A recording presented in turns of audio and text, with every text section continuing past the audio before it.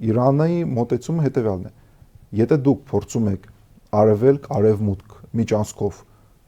իզոլացնեք Իրանին, ուրեմն մենք պիտի զարգացնենք հյուսիս-հարավ միջանցքը։ Եվ այստեղ մենք տեսնում ենք, որ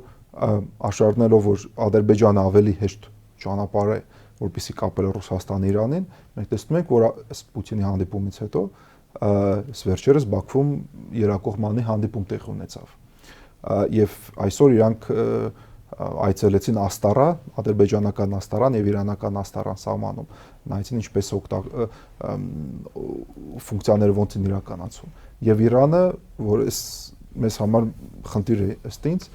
Իրանը կոչ արեց հրավիրել այս քննարկումների նաեւ Հնդկաստանին։ Բայց հաշվի առնելով, որ Հնդկաստանը Հայաստանի հիմնական գործընկերն է ռազմատեխնիկական ոլորտում եւ մենք շահագրգռված ենք զարգացնել Պարսից ծոց Սևծով, այն դեպքում, եթե Հնդկաստանը միանա այս Ռուսաստան, Իրան, Ադրբեջան, հյուսիս-հարավ ճանապարհին, մեզ համար ավելի խնդիր կլինի, որովհետեւ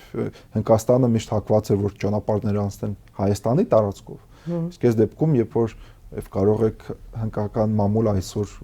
ստուգեք, թե ինչպիսի քննարկումներ են այնտեղ գնում, այս վերջի Հայաստան-Պակիստան իրադարձություններից, որ այո, Հնդկաստանը, որպեսզի բալանսավորի Հայաստան-Պակիստան զարգացող նոր հարաբերությունները, պիտի ավելի զարգացնի հարաբերությունները Ադրբեջանի հետ։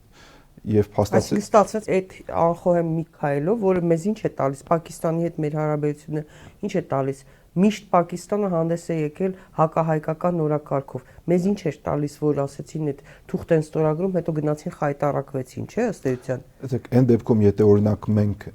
այս քայլից հետո դառնանք շոսի անդամ, իսկ Ադրբեջանը չդառնար, դա կլիներ դիվանագիտական հաղթանակ։ Հա, կասենք բանի հասան։ Այդ այն դեպքում, երբ որ մենք մի հատ քայլ արեցինք, բայց ինչ որ շոշափելի արդյունք չստացանք,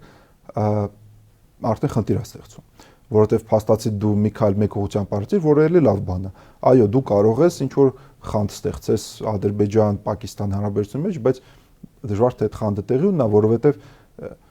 Պակիստանը երբեք չէր հաստատի Հայաստանի դիվանագիտական հարաբերությունները, եթե Ադրբեջանը կանաչ լույս չտար։